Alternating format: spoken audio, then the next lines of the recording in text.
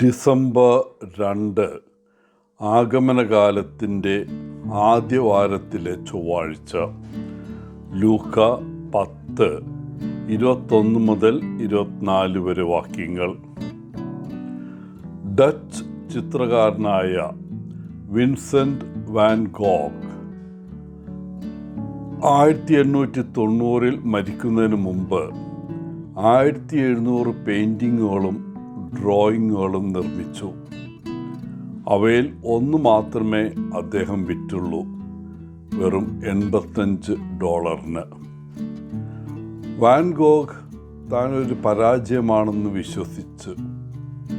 എന്നിരുന്നാലും അദ്ദേഹത്തിൻ്റെ മരണശേഷം ഈ അടുത്തിടെ ഒരു പെയിൻറ്റിങ്ങിന് $50 മില്യൺ ലഭിക്കുകയുണ്ടായി.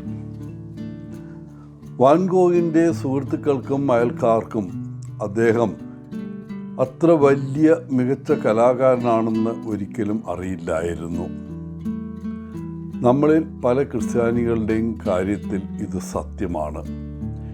ഈ ജീവിതത്തിൽ നമ്മുടെ വിളിയുടെ മഹത്വം നമ്മളിൽ ചുരുക്കം ചിലർ മാത്രമേ വിലമതിക്കുന്നുള്ളൂ.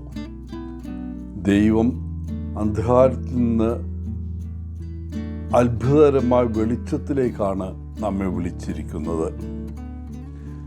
ഇന്നത്തെ സുവിശേഷം യേശു തൻ്റെ 72 ശിഷ്യന്മാരെ സുവിശേഷം പ്രസംഗിക്കാൻ അയച്ചതിനെ തുടർന്നുള്ളതാണ്. അവർ തിരിച്ചെത്തിയപ്പോൾ പിശാചുക്കൾ പോലും അവർക്ക് വിധേയരായതിനാൽ ശിഷ്യന്മാർ സന്തോഷിച്ചു. ശിഷ്യന്മാർ അനുഭവിച്ചതും ചെയ്തതുമായ എല്ലാ കാര്യങ്ങളും കേട്ടപ്പോൾ യേശു സന്തോഷിക്കുകയും ദൈവത്തെ സ്തുതിക്കുകയും ചെയ്തു. പിതാവേ, നീ പഠിപ്പുള്ളവരിൽ നിന്നും ബുദ്ധിമാന്മാരിൽ നിന്നും മറച്ചുവെച്ച കാര്യങ്ങൾ കുട്ടികൾക്ക് വെളിപ്പെടുത്തിയതിനാൽ ഞാൻ നിന്നെ സ്തുതിക്കുന്നു. കുഞ്ഞുങ്ങളെപ്പോലെയുള്ള ഹൃദയമുള്ളവർക്ക് തൻ്റെ സത്യം വെളിപ്പെടുത്തിയതിന് ദൈവത്തെ സ്തുതിച്ചുകൊണ്ട് യേശു അഗാധമായ സന്തോഷത്തോടെ ആഹ്ലാദിക്കുന്നു. രാജ്യത്തിൻ്റെ രഹസ്യങ്ങൾ ജ്ഞാനികൾക്കും പഠിപ്പുള്ളവർക്കും മറഞ്ഞിരിക്കുന്നുവെന്നും എന്നാൽ എളിമയുള്ളവർക്കും സ്വീകാര്യതയുള്ളവർക്കും വെളിപ്പെടുത്തിയിട്ടുണ്ടെന്നും യേശു പ്രഖ്യാപിക്കുന്നു. ലളിതവും വിശ്വസനീയമായ ഒരു വിശ്വാസത്തിൻ്റെ ഭംഗി ഈ വാക്യങ്ങൾ നമ്മെ ഓർമ്മിപ്പിക്കുന്നു. അത്ഭുതത്തോടും തുറന്ന മനസ്സോടും കൂടി ദൈവത്തെ സമീപിക്കാൻ അവിടുന്ന് നമ്മെ ക്ഷണിക്കുന്നു. ലോകം പലപ്പോഴും ജ്ഞാനത്തെ സങ്കീർണതയുമായി തുലനം ചെയ്യുന്നു. ബുദ്ധിശക്തി, നേട്ടങ്ങൾ, പദവി എന്നിവയെ വിലമതിക്കുന്നു. എന്നാൽ ദൈവരാജ്യത്തിൽ ഹൃദയത്തിൻ്റെ നിലപാടാണ് ഏറ്റവും പ്രധാനം.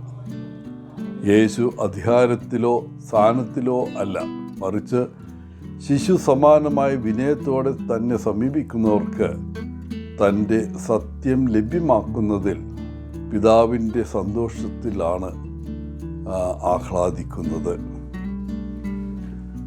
എന്താണ് ഈ ഇന്നത്തെ സുവിശേഷം നമ്മളോട് പറയുന്നത്? ഒന്നാമതായി, ശിശു സമാനമായ വിശ്വാസം സ്വീകരിക്കാൻ അത് നമ്മെ ആഹ്വാനം ചെയ്യുന്നു. നമ്മുടെ അറിവിലും നേട്ടങ്ങളിലും ആശ്രയിക്കാൻ ലോകം നമ്മെ സമ്മർദ്ദത്തിലാക്കിയേക്കാം. എന്നാൽ യഥാർത്ഥ ജ്ഞാനം ദൈവത്തിന് കീഴടങ്ങിയ ഒരു ഹൃദയത്തിൽ നിന്നാണ് വരുന്നത്.